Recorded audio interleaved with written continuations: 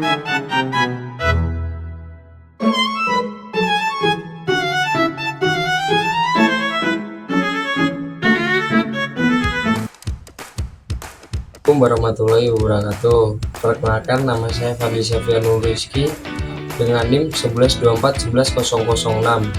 Di sini saya akan memaparkan sebuah topik penting yang sering kita temui dalam dunia kerja, yaitu tentang perjanjian waktu tertentu atau perjanjian kerja dalam waktu tertentu, biasanya yang disebut dengan PKWT. Topik ini hanya mencakup aturan hukum, tetapi juga menyentuh aspek etika, keadilan, dan kesejahteraan para pekerja. Melalui presentasi ini, kita akan sama-sama memahami lebih dalam tentang konsep, peraturan, serta analisis etika dan hukum terhadap praktik PKWT yang ada di Indonesia. Pendahuluan, PKWT adalah hubungan kerja yang umum digunakan untuk pekerjaan atau proyek tertentu, meskipun memberikan fleksibilitas bagi perusahaan. Penerapannya sering menimbulkan masalah etika dan hukum jika tidak sesuai dengan ketentuan yang berlaku. Ketidakjelasan status kerja dan minimnya perlindungan hak pekerja menjadi isu yang sangat penting. Karena itu, pemahaman tentang PKWT sangat diperlukan agar praktisnya adil dan sesuai hukum yang berlaku. Pengertian PKWT dan PKWTT. PKWT adalah perjanjian kerja dalam waktu tertentu, sedangkan PKWTT adalah perjanjian kerja dalam waktu yang tidak tertentu. PKWT lebih fleksibel namun rentan disalahgunakan, sedangkan PKWTT memberikan jaminan kerja dan perlindungan yang lebih kuat untuk pekerja. Syarat subjektif dan objektif pada PKWT. Pihak yang membuat perjanjian harus sah secara hukum, yaitu pekerja dan pengusaha yang memiliki kapasitas hukum untuk melakukan perjanjian kerja.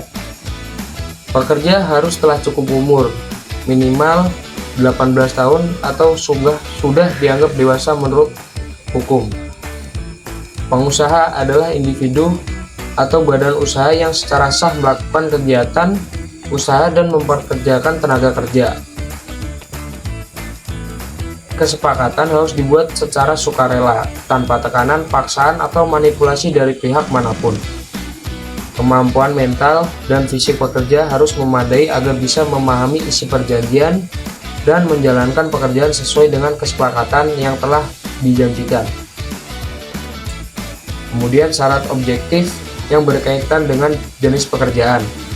Pekerjaan yang bersifat sementara atau tidak tetap seperti proyek, promosi, atau pekerjaan yang akan selesai dalam waktu tertentu. Yang kedua, dapat diterapkan untuk pekerjaan umum seperti pekerjaan saat panen raya, event musiman, ataupun promosi akhir tahun. Yang ketiga, tidak boleh digunakan untuk pekerjaan inti atau terus-menerus seperti staf administrasi tetap atau operator yang bekerja sepanjang tahun. Yang keempat, durasi kerja dalam PKWT harus jelas dan terbatas maksimal 5 tahun, termasuk perpanjangan dan pembaruan kontrak. Yang kelima, perjanjian PKWT harus dibuat secara tertulis dengan bahasa Indonesia dan ditandatangani oleh kedua belah pihak sebelum mulai bekerja. Kemudian yang keenam, harus dicatatkan ke instansi ketenagakerjaan sebagai bentuk legalitas dan perlindungan hukum bagi kedua belah pihak. Kemudian hubungan kerja dalam konteks PKWT. Yang pertama, definisi hubungan kerja.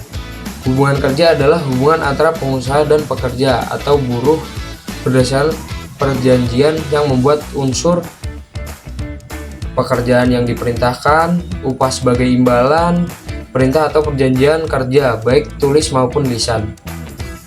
Dasar hukum ada pada pasal ayat 1 ayat 15 Undang-Undang Nomor 13 Tahun 2003 tentang Ketenagakerjaan.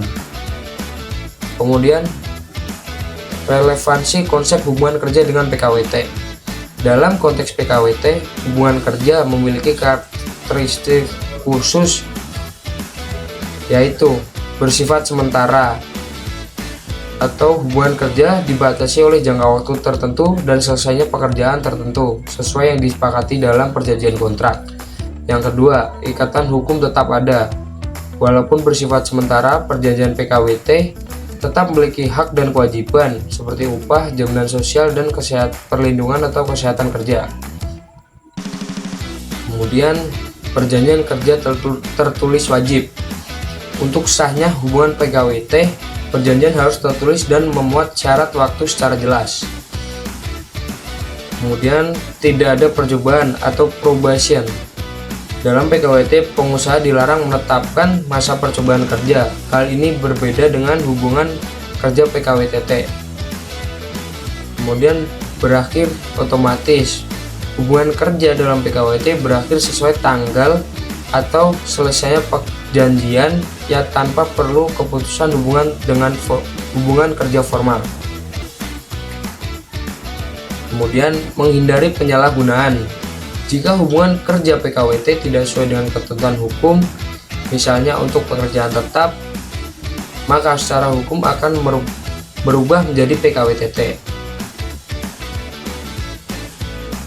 Kemudian, praktik PKWT yang ada di Indonesia. Praktik PKWT semakin marak di Indonesia, terutama pada sektor manufaktur, jasa, retail, dan banyak perusahaan yang menggunakan PKWT untuk mengisi posisi yang sebenarnya bersifat tetap. PKWT dijadikan alternatif karena lebih fleksibel dan secara biaya bagi pengusaha efisien, namun sering menimbulkan ketidakpastian bagi pekerja. Kemudian sudut pandang etika.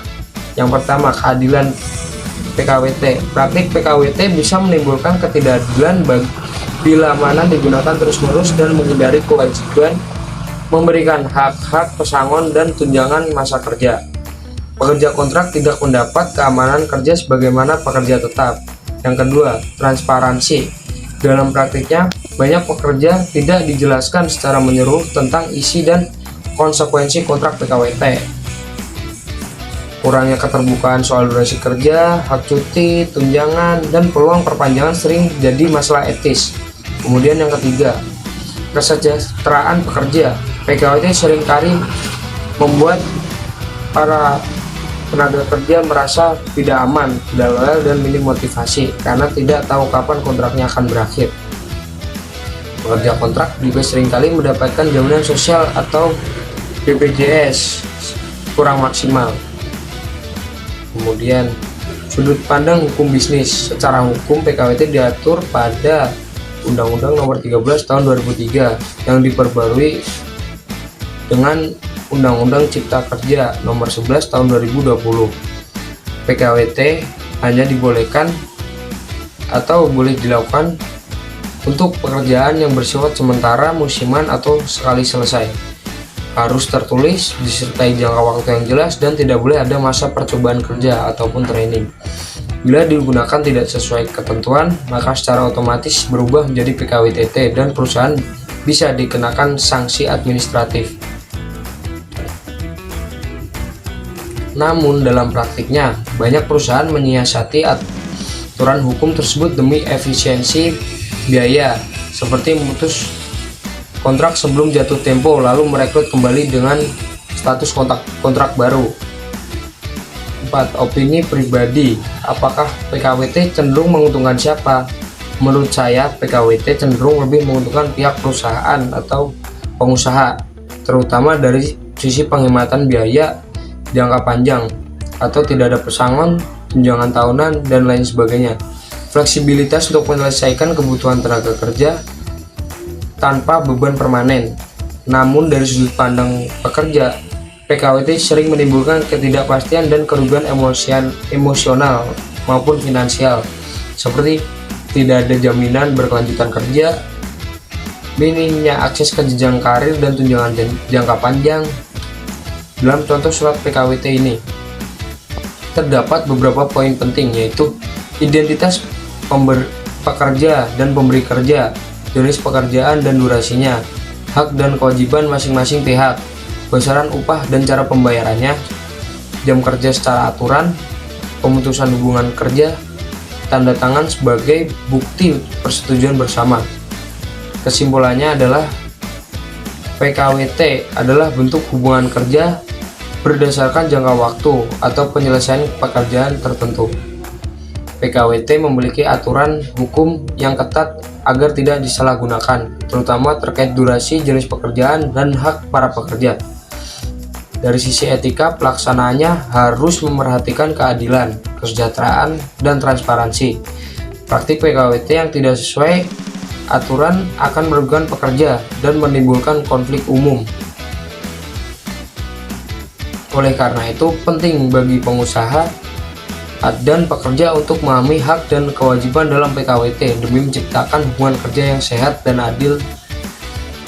Demikian presentasi saya menyampaikan mengenai PKWT. Semoga materi ini dapat menambah pemahaman kita semua dalam hal PKWT, baik dari segi hukum, etika maupun etika dalam hubungan kerja. Terima kasih atas perhatiannya dan waktunya. Wassalamualaikum warahmatullahi wabarakatuh.